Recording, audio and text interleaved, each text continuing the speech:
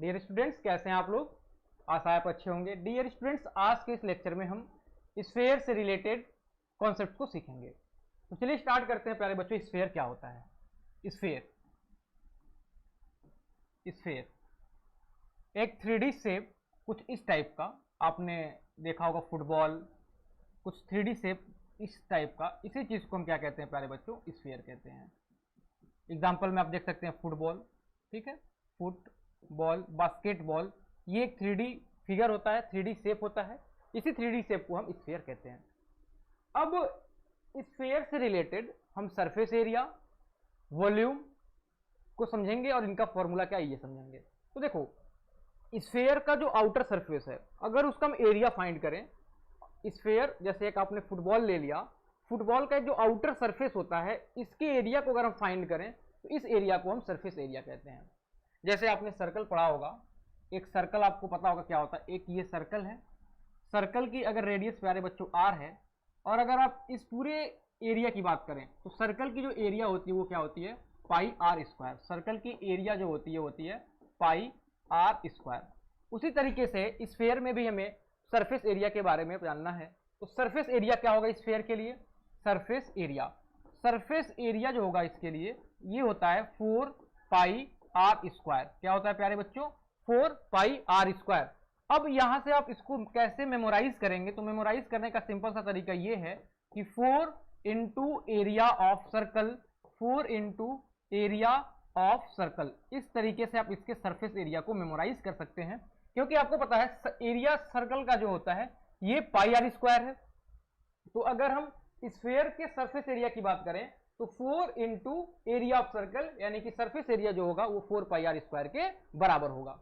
अगर इसकी रेडियस क्या है प्यारे बच्चों? अगर इसकी रेडियस क्या है? r। अब देखिए, अगर हम इसके स्फीयर के वॉल्यूम की बात करें तो वॉल्यूम क्या होता है? Volume 4/3 pi are cube, 4/3 pi are cube, ये वॉल्यूम होता है। आपने देखा होगा कि जब कभी भी एरिया की बात आती है प्यारे बच्चों, तो इसका जो यूनिट होता है वो सेंटीमीटर स्क्वायर, मीटर स्क्वायर, या फिर आप सिंपली ये समझ सकते हैं कि जो भी यूनिट होता है इसका क्या होता है? स्क्वायर होता है। यानी किसी भी चीज का अगर आप एरिया फाइंड करेंगे तो उसका यूनिट क्या होता है? सेंटीमीटर स्क्वायर, मीटर स्क्वायर, यानी उसके ऊपर स्क्वायर लगा होता है। लेकिन अगर आप वॉल्यूम फाइंड करते हैं तो वॉल्यूम की यूनिट क्या होती है? हमेशा सेंटीमीटर क्यूब, मीटर क्यूब, या फिर यूनिट का क्यूब, कोई भी यूनिट होगा उसका हमेशा क्यूब होगा। तो इस चीज को देखते हुए आप इसके वॉल्यूम के फॉर्मूले को याद कर सकते हैं, 4/3 पाई आर क्यूब। यहां पे कंफ्यूजन हो सकता है प्यारे बच्चों कि यहां पे पाई आर स्क्वायर होगा या फिर पाई आर क्यूब होगा। तो आप इस तरीके से मेमोराइज करिए कि जो वॉल्यूम का यूनिट होता है वो हमेशा क्यूब में होता है, तो इसलिए ये जो आर होगा ये भी हमेशा क्यूब में होगा। तभी आर का जो यूनिट होगा उसको मल्टीप्लाई करके आप हमेशा जो यूनिट आएगा वो क्यूब में ला पाएंगे। तो ये आपको समझ में आ गया होगा कि स्फीयर के वॉल्यूम के लिए फॉर्मूला 4/3 पाई आर क्यूब, और स्फीयर के सरफेस एरिया के लिए जो फॉर्मूला है वो 4 पाई आर स्क्वायर, यानी कि 4 इंटू एरिया ऑफ सर्कल। इस तरीके से आप याद कर सकते हैं। अभी जो स्फीयर हम लोग पढ़ रहे हैं प्यारे बच्चों, ये एक सॉलिड स्फीयर है। सॉलिड मतलब कि अंदर से भरा हुआ है, अब हम अगर बात करें हॉलो स्फीयर की, अगर हम बात करें हॉलो स्फीयर का मतलब क्या है? कि अंदर से खोखला है। हॉलो स्फीयर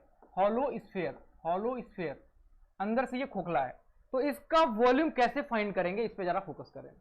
सपोज करो कि ये तुम्हारा एक स्फीयर था, इसका रेडियस क्या है प्यारे बच्चों? इसका रेडियस जो है ये r है, इसका रेडियस r है। हॉलो का मतलब क्या है? कि अंदर से खोखला। तो ये सपोज कर लो कि ये अंदर से, इसमें कोई भी मटेरियल नहीं है, और ये जो रेडियस ये क्या है? r है। मतलब आप ये समझ सकते हैं, आपने क्रिकेट बॉल देखा होगा, जब क्रिकेट बॉल को आधे से कट करते हैं तो क्या होता है? आपको अंदर खोखला मिलता है। कुछ उसी तरीके से ये भी है कि ये आपका आउटर सरफेस हो गया, ये इनर का सरफेस हो गया, और ये अंदर का जो रेडियस है वो स्मॉल r है, बाहर का जो रेडियस है वो कैपिटल R है। बाहर का जो रेडियस है वो क्या है? कैपिटल R है। अगर आप इसका वॉल्यूम फाइंड करना चाहें तो वॉल्यूम कैसे फाइंड करेंगे? अगर पूरे बाहर वाले के वॉल्यूम में से अंदर वाले के वॉल्यूम को हम माइनस कर दें तो इस वाले पार्ट का हमें वॉल्यूम मिल जाएगा, यानी इस वाले पार्ट का वॉल्यूम मिल जाएगा। और ये जो हम स्फीयर पढ़ रहे हैं ये कौन सा स्फीयर है? हॉलो स्फीयर है प्यारे बच्चों। ये कौन सा स्फीयर है? हॉलो स्फीयर, या फिर हॉलो स्फीयर, या फिर इसको स्फेरिकल सेल भी आप कह सकते हैं। क्या कह सकते हैं प्यारे बच्चों? Spherical shell, spherical shell, spherical shell. अब अगर इसके वॉल्यूम की बात करें तो इसका वॉल्यूम क्या होगा? वॉल्यूम आउटर वॉल्यूम में से अगर हम इनर वॉल्यूम को माइनस कर दें, आउटर वॉल्यूम में से अगर इनर वॉल्यूम को माइनस कर दें, तो ये जो पार्ट हमने सेट कर रखा है इसका वॉल्यूम मिल जाएगा। अब बाहर वाले की जो रेडियस है वो क्या है? कैपिटल आर है।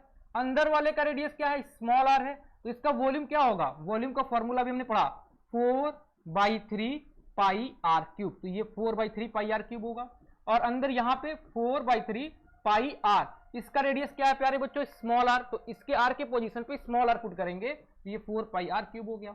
अब जो भी कुछ कॉमन मिल रहा है उसे कॉमन लेंगे। आपको दिख रहा है 4/3 पाई कॉमन है, तो यहां से हम बाहर ले सकते हैं 4/3 pi are cube minus are cube. तो ये जो प्यारे बच्चों वॉल्यूम होगा, ये वॉल्यूम ऑफ स्फेरिकल सेल या फिर हॉलो स्फीयर कह सकते हैं। इस तरीके से इसका वॉल्यूम मिलेगा। ठीक है, ये जो मैं फॉर्मूला थोड़ा बहुत याद कराने की कोशिश कर रहा हूं, इसे आप याद करें, क्योंकि आपको पता है मेंसुरेशन में बहुत सारे फॉर्मूलेज हैं। मेंसुरेशन में दो ही चीज पे आपको फोकस करना है, सारे फॉर्मूले याद करने हैं और कैलकुलेशन को कैसे मिनिमाइज करना है। अगर ये दो चीज आप समझ गए तो इसके क्वेश्चंस आप इजिली सॉल्व कर सकते हैं।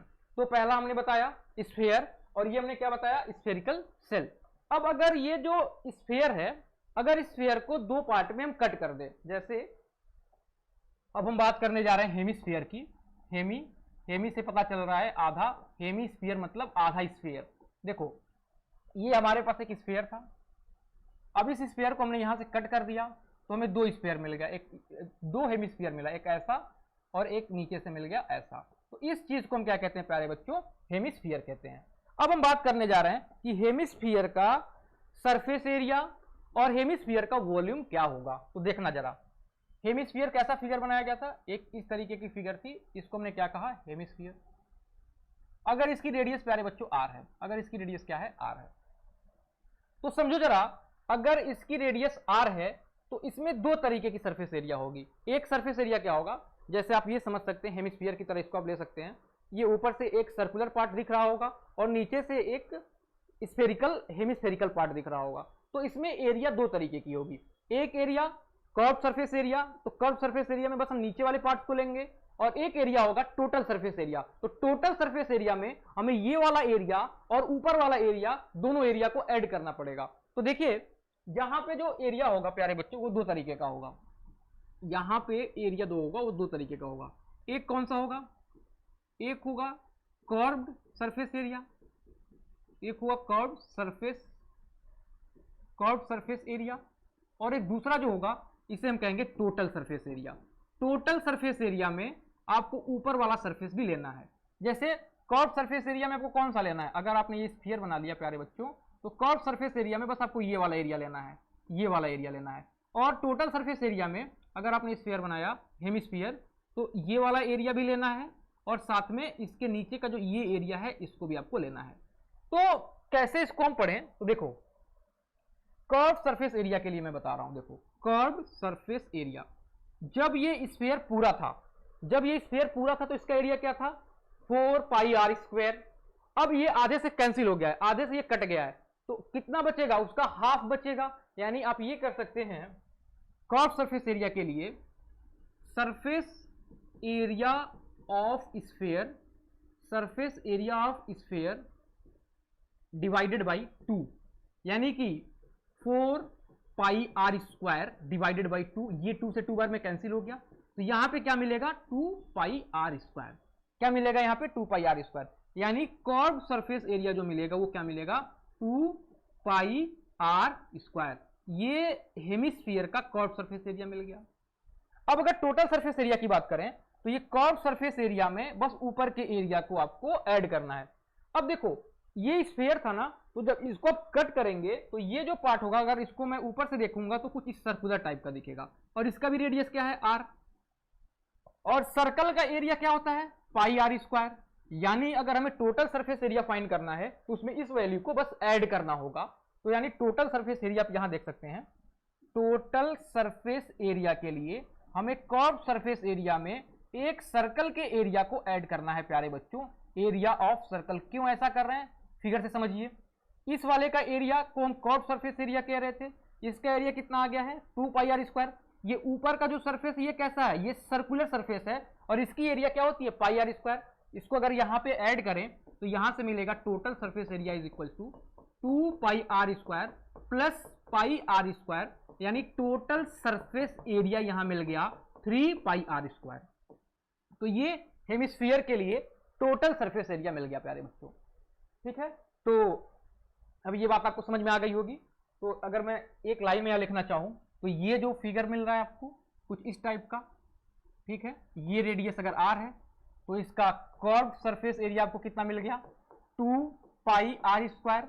इसका टोटल सरफेस एरिया क्या मिल गया 3 पाई आर स्क्वायर। और अगर इसकी वॉल्यूम की बात करें तो इसका वॉल्यूम क्या होगा, पूरे स्फीयर के वॉल्यूम का हाफ कर दें तो इसका वॉल्यूम मिलेगा।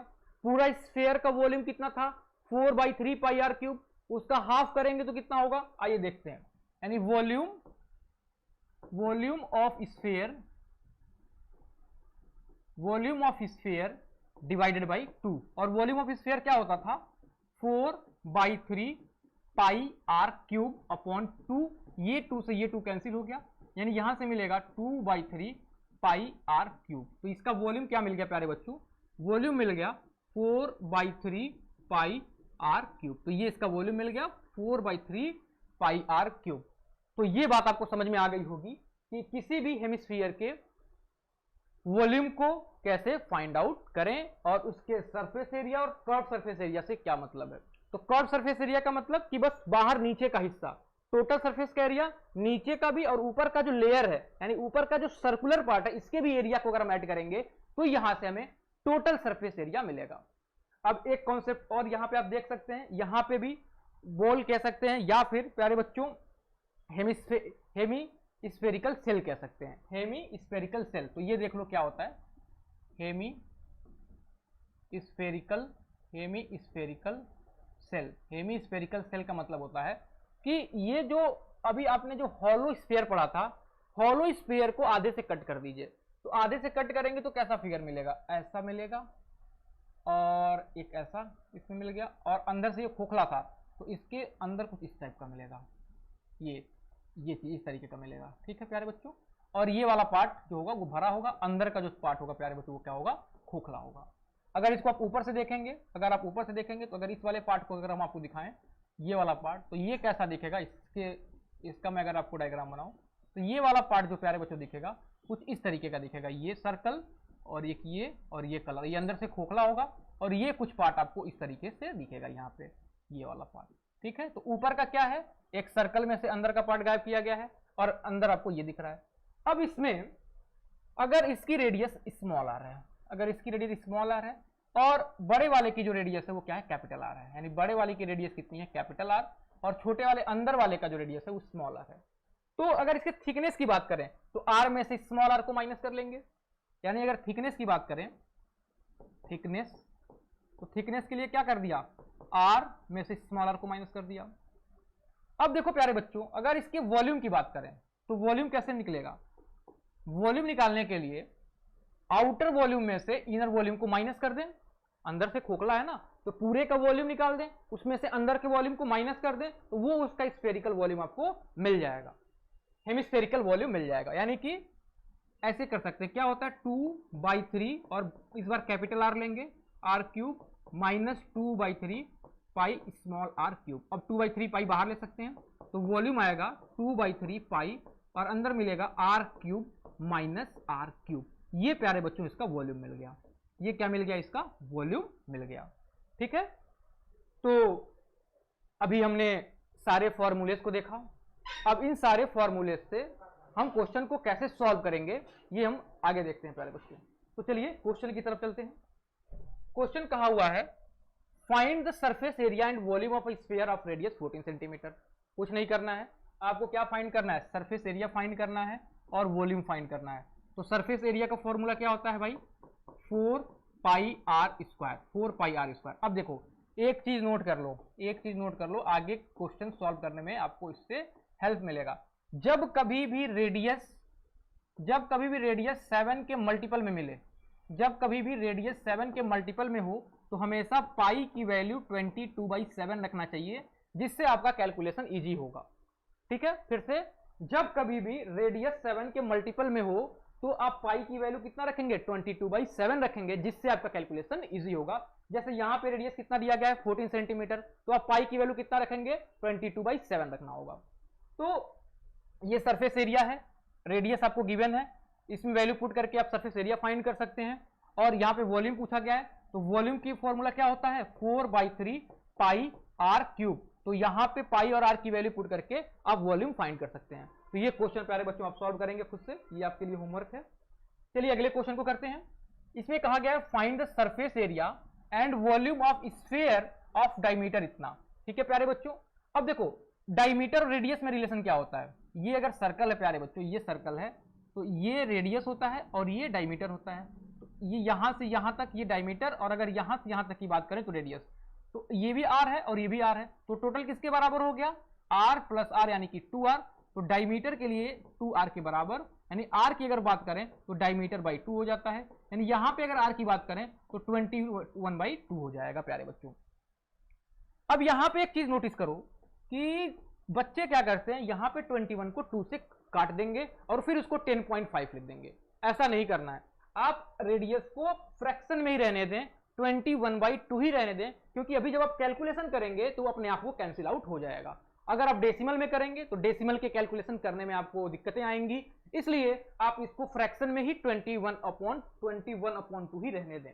अब देखो प्यारे बच्चों, सरफेस एरिया का फॉर्मूला क्या होता है प्यारे बच्चों, सरफेस एरिया का फॉर्मूला होता है 4πr², यानी ये हो गया 4 पाई की वैल्यू देखिए 7 के मल्टीपल में है रेडियस वो डायमीटर, तो यहाँ पे 22/7 रखेंगे, और रेडियस की वैल्यू कितनी है 21/2 इंटू 21/2। अब देखो फायदा क्या हुआ, ये 4 से ये और ये 2 कैंसिल हो गया, ये 7 से ये 3 बार में कैंसिल हो गया, तो सरफेस एरिया का वैल्यू कितना मिल गया प्यारे बच्चों, 22 इंटू 3 इंटू 21। आप इसको सॉल्व कर लेंगे तो सरफेस एरिया मिल जाएगा। अब सरफेस एरिया की यूनिट की बात करते हैं। ये क्या है, एरिया, और एरिया का यूनिट हमेशा स्क्वायर में होता है। ये वैल्यू किसमें दिया गया है, सेंटीमीटर में, तो आपको यहाँ पे क्या मिलेगा, सेंटीमीटर स्क्वायर। आप इसको सॉल्व कर लेंगे ये मल्टीप्लाई करके। ठीक है, अब वॉल्यूम की बात करें तो वॉल्यूम क्या होता है 4/3 पाई आर क्यूब। तो अगर यहाँ पे वैल्यू पुट करें तो ये 4/3 पाई की वैल्यू 22/7 और रेडियस प्यारे बच्चों 21/2 इंटू 21/2 इंटू 21/2 है। तो ये 2 से ये कैंसिल हो गया, ये 2 से ये 11 बार में कैंसिल हो गया, ये 7 से ये 3 बार में कैंसिल हो गया, और ये 3 से ये 3 कैंसिल हो गया। तो आप देख पा रहे होंगे कि r की वैल्यू 21/2 पुट करने से ये कैलकुलेशन इजी हो रहा है। यानी वॉल्यूम की जो वैल्यू हो गई कितनी हो गई, 11 बच रहा है, और यहाँ पे 21 इंटू 21 यानी 11 इंटू 21 इंटू 21, इसको आप मल्टीप्लाई करेंगे, और वॉल्यूम की जो यूनिट होती है वो सेंटीमीटर क्यूब में या फिर मीटर क्यूब में, यानी कभी भी वो जो यूनिट मिलेगी वो क्यूब में मिलेगी, और यहाँ पे सेंटीमीटर है तो आप यहाँ पे क्या लिखेंगे, सेंटीमीटर क्यूब। तो ये प्यारे बच्चों आपको वॉल्यूम मिल जाएगा। ये क्या मिल जाएगा आपको, ये आपको वॉल्यूम मिल जाएगा। ठीक है, तो आप इस तरीके से इसको सॉल्व कर सकते हैं। ठीक है, चलिए आगे की क्वेश्चन पे चलते हैं। आगे क्वेश्चन कहा गया है a short put is metallic sphere. Short put क्या होता है, एक मेटेलिक स्फीयर होता है। शॉर्ट पुट एक मेटेलिक स्फीयर होता है, जैसे आपने फुटबॉल देखा होगा, फुटबॉल अंदर से खोखला होता है, लेकिन ये जो होता है अंदर से खोखला नहीं होता है, और ये मेटल का बना होता है। इसी को हम क्या कहते हैं, शॉर्ट पुट कहते हैं, शॉर्ट पुट कहते हैं। अब मेटेलिक स्फीयर ऑफ रेडियस इतना, if the density of metal is इतना gram, find the mass of shot put. Mass, तो आपने एक फॉर्मूला पढ़ा होगा, density is equal to mass upon volume. Physics में आपने इसको पढ़ा होगा, density is equal to mass upon volume. तो मास की वैल्यू क्या आएगी प्यारे बच्चों, यहां से डेंसिटी इंटू वॉल्यूम, और मास आपको फाइंड करना है। डेंसिटी कितनी दी गई है, डेंसिटी 7.8, डेंसिटी कितनी दी गई है 7.8। अगर आप वॉल्यूम फाइंड कर लें और वॉल्यूम को यहां पे पुट कर दें, आपको क्या करना है, वॉल्यूम फाइंड करना है, और वॉल्यूम को यहां पे अगर पुट कर देंगे तो आपको क्या मिल जाएगा, मास मिल जाएगा। ठीक है, अब मास कैसे फाइंड, सॉरी वॉल्यूम कैसे फाइंड करें, तो ये क्या है, ये मेटेलिक स्फीयर है। तो मेटेलिक स्फीयर के लिए अब क्या करेंगे, देखो एक चीज नोटिस करो, ये रेडियस 4.9 है, 7 7 जा 49, यानी ये 7 के मल्टीपल में दिख रहा है, यानी पाई की वैल्यू कितनी पुट करनी होगी 22/7। तो यहां पे हम वॉल्यूम लिख दिए, वॉल्यूम होता है 4/3 pi are cube, 4/3 pi are cube. Volume हो गया 4/3 22/7, और प्यारे बच्चों रेडियस कितना लेना है 4.9 इंटू 4.9 इंटू 4.9, ठीक है। अब देखो, अब इसे तुम्हें सॉल्व करना है, तो देखो सॉल्व कैसे करेंगे, सॉल्व कैसे करेंगे। अब ये 4/3 है, ये 7 से तो कैंसिल आउट हो ही जाना है, तो ये 7 से कितनी बार में कैंसिल होगा 0.7 बार में, 7 से कितनी बार में कैंसिल होगा 0.7 बार में, क्योंकि पॉइंट लगा हुआ है। सपोज करो 49 होता तो 7 बार में होता, लेकिन यहाँ पे पॉइंट है तो 0.7 हो गया। अब ये तो कैंसिल होना नहीं है, तो वॉल्यूम कितना हो रहा है 4/3 इंटू, यहाँ पे ये 7 कैंसिल आउट हो चुका है, 22 इंटू 0.7 इंटू 4.9 और इंटू ये 4.9। अब यहाँ पे कैलकुलेशन इजी नहीं किया जा सकता, सबको मल्टीप्लाई करना पड़ेगा, और मल्टीप्लाई करके 3 से डिवाइड करना पड़ेगा। तो मल्टीप्लाई करके जब 3 से डिवाइड करेंगे तो यहाँ से आपको इसका मिलेगा वॉल्यूम, ठीक है। और वॉल्यूम मिलने के बाद, वॉल्यूम मिलने के बाद आप उसको यहाँ पे पुट करके 7.8 से मल्टीप्लाई कर लेंगे 815, तो ये आपको मास मिल जाएगा। तो देखो जरा, अगर मैं इसको मल्टीप्लाई करता हूं, तो मैं यहाँ पे कैलकुलेटर यूज कर ले रहा हूं, आप इसको कैलकुलेटर से नहीं करेंगे, ठीक है, क्योंकि आपके क्लास 10th में कैलकुलेटर अलाउड है नहीं, ठीक है। 4 इंटू 22 इंटू 0.7, क्योंकि हमें लेक्चर छोटे बनाने होते हैं कि आप इसको आसानी से देख पाएँ, 4.9 इंटू 4.9। तो ये जो वैल्यू मिल रही है प्यारे बच्चों वॉल्यूम के लिए, ये मिल रही है इतना एंड डिवाइडेड बाई 3। ये टोटल जो वॉल्यूम मिल रही है ये 493.005 मिल रही है, ये वॉल्यूम। अब वॉल्यूम आप यहाँ पे पुट कर दीजिए, तो मास कितना मिल जाएगा 7.8 इंटू वॉल्यूम कितना है 493.005, यानी इसमें अगर हम मल्टीप्लाई कर दें प्यारे बच्चों, अगर मैं इसमें मल्टीप्लाई कर देता हूँ 7.8 से, तो ये वैल्यू आपको मास कितना मिल जाएगा 3845.44। अब प्यारे बच्चों ये जो मास दिया गया ये किस में दिया गया है ग्राम में, ग्राम पर सेंटीमीटर क्यूब, तो आपका ये जो वैल्यू मिलेगा किस में मिलेगा ग्राम में, यानी आपको मास कितना मिल गया, ये आपको मास मिल जाएगा। तो आई होप ये क्वेश्चन आपको समझ में आया होगा किस तरीके से आपने मास को फाइंड किया। तो आपको ये पहले फॉर्मूला याद होना चाहिए, density is equal to mass upon volume, और अगर ये फॉर्मूला अगर आपको याद है तो इसकी हेल्प से आप सॉल्व कर सकते हैं, ठीक है प्यारे बच्चों। तो इसकी जो वैल्यू मिल गई वो कितनी मिल गई, मास कितनी मिल गई 3845 ग्राम, ठीक है। अगर आप इसको किलोग्राम में करना चाह रहे हैं तो इसको आप क्या करेंगे, किलोग्राम के लिए 1000 से डिवाइड कर देंगे, ठीक है। किलोग्राम के लिए आपको क्या करेंगे, किलोग्राम को में फाइंड करने के लिए 1000 से डिवाइड कर देंगे, तो ये कितना हो जाएगा, जब ये मास हो जाएगा 3, ये वाला डेसिमल कहाँ पे चला आएगा, यहाँ पे चला आएगा एक बार 1000, तो 3.845 किलोग्राम। और अगर इसको राउंड ऑफ करें तो इसको आप लिख सकते हैं 3. ये 5 या 5 से ज़्यादा होता है तो इसमें ऐड हो जाता है, अप्रॉक्स इतना किलोग्राम आपको मास मिल जाएगा, ठीक है। तो आई होप ये क्वेश्चन आपको समझ में आया होगा। तो चलिए नेक्स्ट क्वेश्चन की तरफ चलते हैं। नेक्स्ट क्वेश्चन क्या कहा गया है, find the diameter of sphere whose surface area is this. अब देखो डायमीटर फाइंड कैसे करें ये फोकस करना है। तो डायमीटर के लिए हमने बताया diameter is equal to 2 into r, यानी अगर हमें रेडियस मिल गया तो 2 से मल्टीप्लाई करके हम डायमीटर फाइंड कर सकते हैं। अब क्वेश्चन में क्या गिवन है, सरफेस एरिया गिवन है, तो इसके लिए फॉर्मूला लिखें।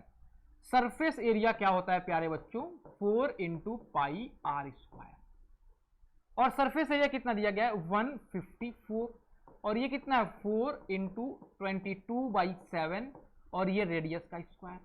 अब ये दोनों वैल्यू इधर आएगा तो कैसे करेंगे, 154 हो गया, ये अपॉन डिवाइड में इस साइड में गया तो मल्टीप्लाई हो गया, और ये दोनों मल्टीप्लाई में थे तो ये दोनों के दोनों नीचे चले आएंगे प्यारे बच्चों, और ये क्या मिल गया आर स्क्वायर मिल गया। अब अगर इसको हम 422 से कैंसिल करें 11 से, तो 11 से ये 2 बार में कैंसिल हो गया, और 11 1 जा 11 बचा 4, ये 14 बार में कैंसिल हो गया, और ये फिर से 2 हो गया, और ये प्यारे बच्चों 7 हो गया। तो रेडियस का स्क्वायर कितना मिल गया 7 इंटू 7 अपॉन 2 इंटू 2, यानी रेडियस कितना मिल जाएगा प्यारे बच्चों 7 इंटू 7 अपॉन 2 इंटू 2, और ये रूट में, और पेयर में जो वैल्यू होती है वो बाहर आ जाती है, तो इसको आप लिख सकते हैं रेडियस 7/2। तो डायमीटर कितना होता है, डायमीटर होता है 2 इंटू आर, तो डायमीटर कितना हो जाएगा 2 इंटू 7/2, ये E2 से ये 2 कैंसिल हो गया, तो डायमीटर की जो वैल्यू आ जाएगी वो 7 सेंटीमीटर के बराबर आ जाएगी। तो इस तरीके से आपने इसके डायमीटर को फाइंड किया, बहुत ही सिंपल सा क्वेश्चन था। चलिए नेक्स्ट क्वेश्चन की तरफ चलते हैं। नेक्स्ट क्वेश्चन यहाँ पे ये है कि find curve surface area and total surface area of hemisphere of radius 21 centimetre. तो ये मैं नहीं कराने वाला हूं, क्योंकि आपको पता है कि कर्व सरफेस एरिया के लिए फॉर्मूला 2πr² होता है। कर्व सरफेस एरिया का मतलब होता है कि हम इस वाले एरिया की बात कर रहे हैं। तो आपको रेडियस पता है, वैल्यू पुट करके curve surface area find out कर सकते हैं। अगर टोटल सरफेस एरिया की बात करें तो ये क्या होता है 3πr²। इसका मतलब ये होता है कि ये है कोई हेमिस्फीयर, तो आपको ये वाली वैल्यू और साथ में ये वाली वैल्यू भी लेनी है। तो अगर ये दोनों वैल्यू लेते हैं तो ये टोटल सरफेस एरिया मिलता है। आपको आर की वैल्यू गिवन है 21, पाई की वैल्यू 22/7 रखेंगे, क्योंकि अगर रेडियस हमने बताया 7 के मल्टीपल में हो तो हमेशा पाई की वैल्यू 22/7 ही पुट करेंगे। तो आप इस तरीके से इस क्वेश्चन को इजीली सॉल्व आउट कर सकते हैं प्यारे बच्चों। तो आज के इस लेक्चर में हमने देखा कि स्फीयर, हेमिस्फीयर, होलो स्फीयर और होलो हेमिस्फीयर क्या होता है, और इससे रिलेटेड कुछ क्वेश्चंस को हमने सॉल्व किया। आगे के लेक्चर में प्यारे बच्चों इसी से रिलेटेड कुछ क्वेश्चंस को हम और सॉल्व करेंगे। आज के लिए इतना ही। अगर आप चैनल पे नए हैं तो चैनल को लाइक करें, शेयर करें, सब्सक्राइब करें। आज के लिए इतना ही प्यारे बच्चों, धन्यवाद।